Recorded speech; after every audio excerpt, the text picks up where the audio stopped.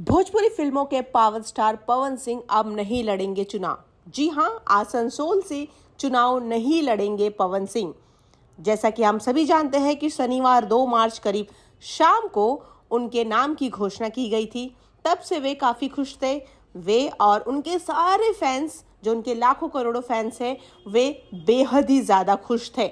लेकिन उनके जो फैंस हैं वो तब मायूस हो गए जब रविवार को पवन सिंह ने अपने सोशल मीडिया के जरिए इस बात का ऐलान कर दिया कि वे अब चुनाव नहीं लड़ रहे हैं।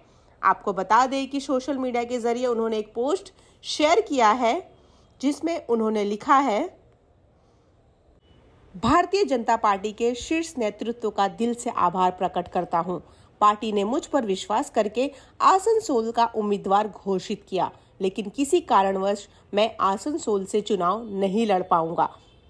इस पोस्ट के बाद से ही पवन सिंह के चाहने वाले काफी उदास हो गए, कि जो चाह रहे थे कि पवन सिंह इलेक्शन लड़े और वहां से जीत कर लोगों की सेवा करे।